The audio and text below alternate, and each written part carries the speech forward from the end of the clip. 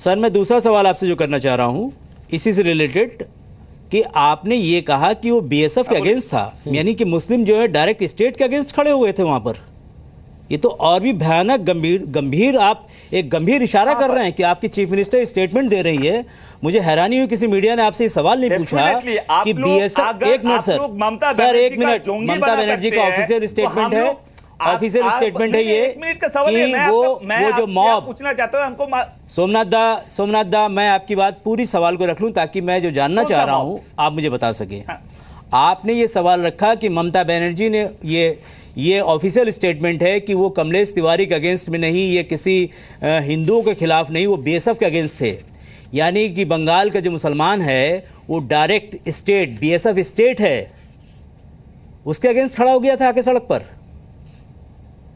नहीं आप लोग गलत बात मैं कहीं डिस्टॉर्ट कर रहा हूं, जरूर बताइए। आप लोग ममता बनर्जी को जंगी का लीडर बना रहे हैं। ममता बनर्जी सीएम, ममता बनर्जी एक इंस्टीट्यूशन है। ममता बनर्जी को जंगी का लीडर बना रहे हैं आप लोग ममता बनर्जी कोई आम गृहिणी नहीं है, इंडिया का खिलाफ काम कर रहे हैं। ममता बनर्जी उन लोगों को बंगाल में वही तो बोला है ना आप लोग को तो पहले से वही बोलने का ढंग है। ममता बनर्जी जोंगी को लेकर आ रहे हैं, बंगाल में उन लोगों को रख रहे हैं इंडिया के खिलाफ काम करने के लिए। ऐसा कैसे सोच सकते हैं? ये तो अच्छा आपका दूसरा थोड़ा सा रुकिए, एक बार मैं आई हैव नो आइडिया आप लोग का सोचने का ढंग ऐसे कैसे हो फील कर रहे होंगे क्योंकि रोज उनको पूरी तलवारबाजी का मौका मिलता है इस कार्यक्रम में। और आज इत्तेफाक है कि इतने सारे लोग हैं, अलग अलग विचार हैं, लेकिन तलवारबाजी नहीं हो रही। पात्रा जी लगता थक गए सब तलवार चला के चुनाव में।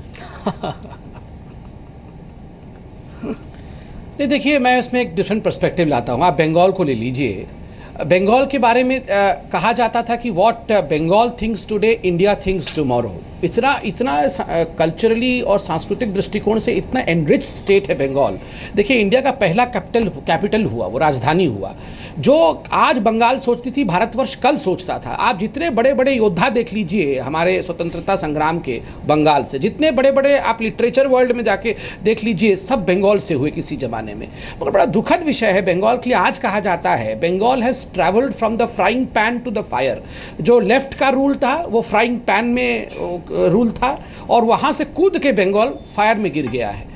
ममता बनर्जी और लेफ्ट दोनों में कोई फर्क नहीं हुआ है। आप देखिए जो फर्क होता है वो लोग खुद, हमें यहाँ टीवी पे डिबेट करके लड़ने की आवश्यकता नहीं है। लोग अपने आप परसीव कर लेते हैं और डेवलपमेंट अपने आप दिखता है। आप वहाँ जाके एयरपोर्ट से उतरिए या रेलवे स्टेशन पे उतरिए, बस अड्डे पे उतरिए, आप गाड़ी लेकर चलना शुरू कर दीजिए, आप कलकत्ता में डेवलपमेंट हुआ है या नहीं हुआ है ये आपको खुद पता चल जाएगा। और केवल ये अपीजमेंट पॉलिटिक्स, चलिए अपीजमेंट पॉलिटिक्स थोड़े दिन तो काम करती है, मगर याद रखिए जब आप जिसको अपीज कर रहे हैं एक लेवल के बाद वो अपीज्ड आपसे इस तरीके से नहीं होगा और वो पॉलिटिक्स काम करने वाला नहीं है। और जो नर्वसनेस ममता बनर्जी का रहा इस पूरे चुनाव में वो हमने देखा है किस प्रकार से ममता बनर्जी के पूरी कैडर में एक रोष रहा है। वो अटैक करते रहे, कानून तोड़ते रहे। और मुझे बड़ा कष्ट हो रहा है कि बिहार का चुनाव हुआ 2015 में, बिहार के चुनाव में जो सब नहीं हुआ था चुनाव के दौरान, बंगाल के चुनाव में वो सब कुछ हो गया। बूथ कैप्चरिंग से लेके मार पिटाई, घरों में घुस के मारना। एक छोटी सी बच्ची जिसको तृणमूल कांग्रेस के लोगों ने आक्रांत किया था, उस छोटी सी बच्ची का जो फोटो था वो एक पोस्टर फोटो बना, सब लोग जानते हैं। वो बच्ची बोल रही है मुझे खूब मारा इन्होंने, मुझे खूब डराया। 3-4 साल की बच्ची थी। लेकिन मैं नहीं बोल रहा हूं, ये बातें सर टीवी डिबेट्स में आ रही हैं। बोस साहब मेरा सवाल यह है, आप तो खुद सीएम के खिलाफ चुनाव लड़ रहे थे, कितने प्रैक्टिकल मुद्दे जो वोटर से जुड़े हुए थे वो जमीन पे गए और पार्टी ने कहा कि हमें इस पे आप वोट दीजिए क्योंकि आपकी जो सरकार थी उसने ये काम नहीं किया। यहाँ तो सोचा कि नेताजी की फाइलें खोल देंगे तो चुनाव जीत जाएंगे, हम बंगाल में सरकार बन जाएगी हमारी। उसमें भी कुछ ऐसा निकल नहीं पाया। नहीं, बिल्कुल नहीं। मैं एक बार बोस साहब से कमेंट ले रहा हूँ, वो भी आप ही की पार्टी के हैं संबित, तो मैं एक बार बोस साहब से कमेंट ले रहा हूँ। बोलिए बोस साहब। जी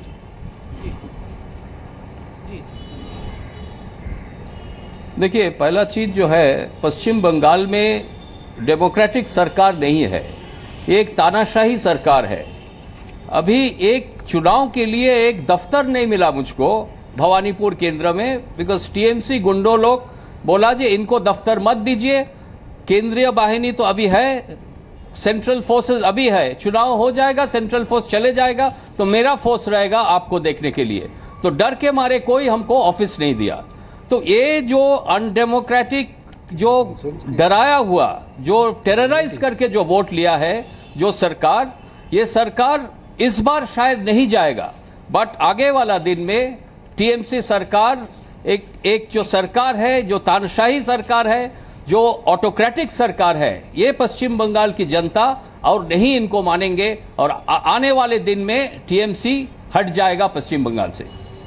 चलिए, आप कह रहे हैं तो देखने की बात होगी, थोड़े दिन में चीज़ें साफ हो जाएंगी। 19 तारीख को नतीजे आएंगे तो पता लग जाएगा कि लोगों ने ममता बनर्जी को वापस एक्सेप्ट कर लिया या रिजेक्ट कर लिया। वैसे जो हवा चल रही है उसमें लगता नहीं कि बहुत ज़्यादा कोई बहुत बड़ा बदलाव आने के आसार पश्चिम बंगाल में भी दिख रहे हैं, सिवाय आसाम के बहुत ज़्यादा कहीं उम्मीद नहीं। कुछ ही देर के बाद मुझे बताया जा रहा है कि आंकड़े आने शुरू हो जाएंगे एग्जिट पोल के, और तमाम एजेंसीज, सारे न्यूज़ चैनल क्या क्या डेटा दे रहे हैं इन 5 राज्यों में चुनाव का, खासतौर पर तब जब वोटिंग परसेंटेज उम्मीद से कहीं ज़्यादा ऊंचा चला गया है। उससे किसको फ़ायदा होगा, किसको नुकसान होगा, किसकी मेहनत है जो इस वक्त वोटरों के ऊपर असर दिखा रही है कि वो घर से बाहर निकल रहे हैं वोट डालने के लिए, या फिर गुस्से में जा रहा है वोटर वोट डालने के लिए घर से बाहर।